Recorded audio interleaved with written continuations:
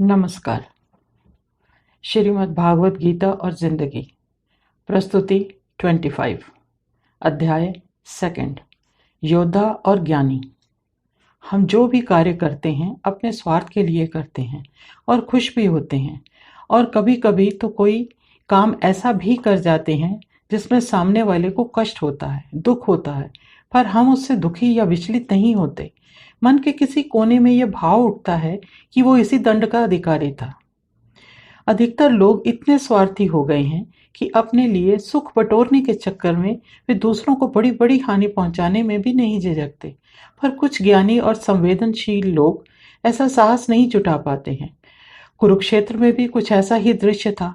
यहाँ संवेदना और कर्तव्य के बीच तूफान उठ खड़ा हुआ था। जनसाधारण के लिए, एक शासक के लिए क्या उचित है और क्या अनुचित है, यह प्रश्न धर्म के अंतर्गत आ खड़ा हुआ था।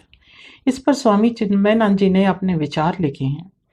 At every level of our personality, we view life and come to our own conclusions over things.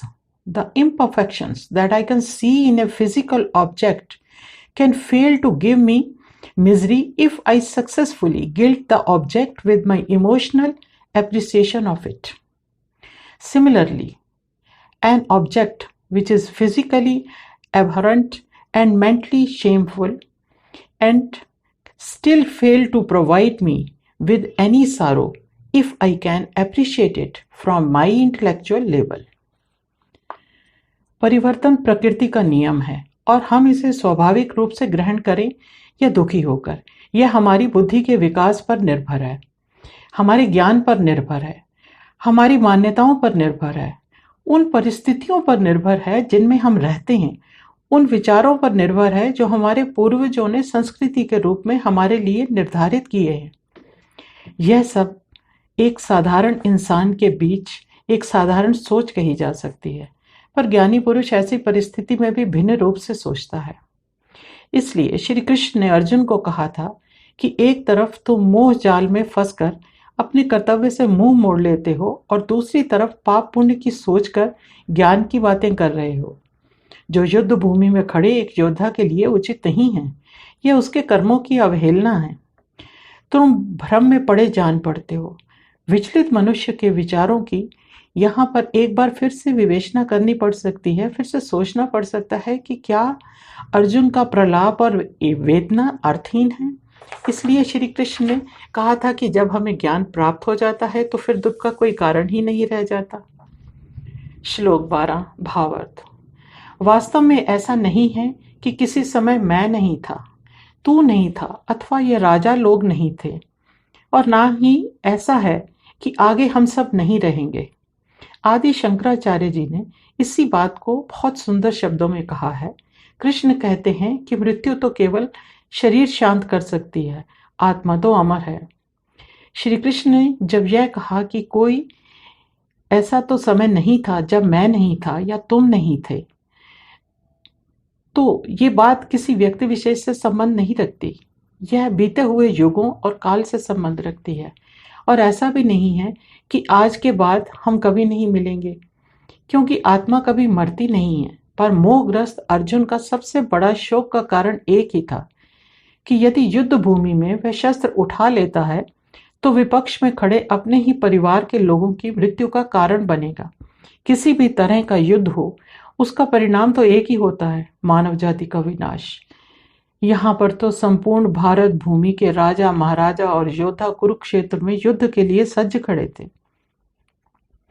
जब हथियारों के प्रहार होते हैं तो दोनों तरफ से होते हैं, और मनुष्य जो मृत्यु को प्राप्त होते हैं वे भी दोनों पक्षों के ही होते हैं। कभी भी किसी भी कारणवश कोई भी जीवधारी आगे बढ़कर स्वेच्छा से मृत्यु को गले नहीं लगाता, ना ही कोई मृत्यु का आवाहन करता है। चिरकाल तक जीवित रहना, भोग्य वस्तुओं का उपभोग करना, धन धान्य और संपदा का संचय करना सुखी जीवन की परिभाषा कही जाती है।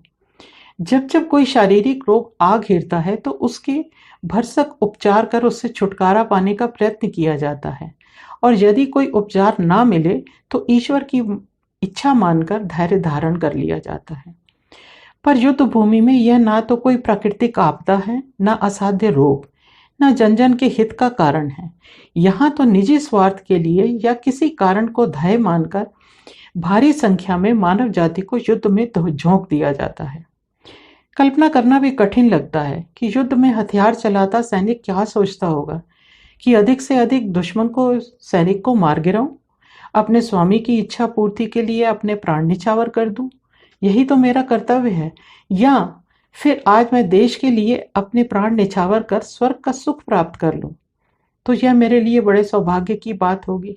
शायद इसीलिए मुझे वेतन मिलता है।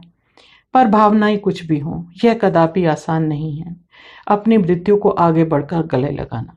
इतिहास में बलिदान की कहानियों की कमी नहीं है, पर उनके उद्देश्य भी भिन्न थे और उनकी धारणाएं भी भिन्न थी।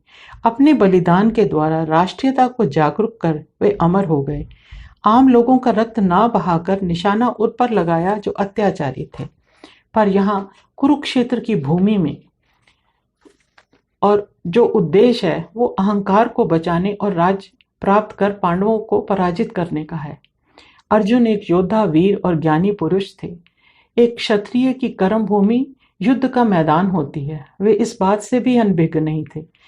वे शोकाकुल थे तो इस कारण कि विपक्ष में उनके कोई शत्रु नहीं खड़े थे। आज अपने वर्चस्व को स्थापित करने के लिए अपने ही लोगों को मारने की परिस्थिति आ गई है। निसंदेह यह युद्ध धर्म का युद्ध था, पर था अपनों के साथ ही। युद्ध में जय हो पराजय वो मात्र उन लोगों की होती है जिन्होंने युद्ध का आह्वान किया, पर सैनिक किसी भी पक्ष का हो उसकी तो मृत्यु ही होती है। यह वो सत्य है जो सबको प्रत्यक्ष दिखाई देता है। सभी जानते हैं कि युद्ध के परिणाम क्या होते हैं, फिर भी युद्ध होते हैं और कभी कभी तो युद्ध के बिना कोई दूसरा विकल्प बचता ही नहीं। और ऐसी परिस्थिति में महाभारत का आवाहन कुरुक्षेत्र में हुआ। पर विडंबना ये थी कि पक्ष और विपक्ष दोनों तरफ एक ही परिवार के लोग खड़े थे। यहाँ अर्जुन के हृदय में अनुराग उत्पन्न हो गया। ऐसे में अर्जुन ने अपने मित्र की शरण ली, जिससे उनके मित्र श्री कृष्ण ने गुरु और मित्र का दायित्व निभाते हुए पूर्ण रूप से उसका साथ दिया। धन्यवाद। नीरा भसीन।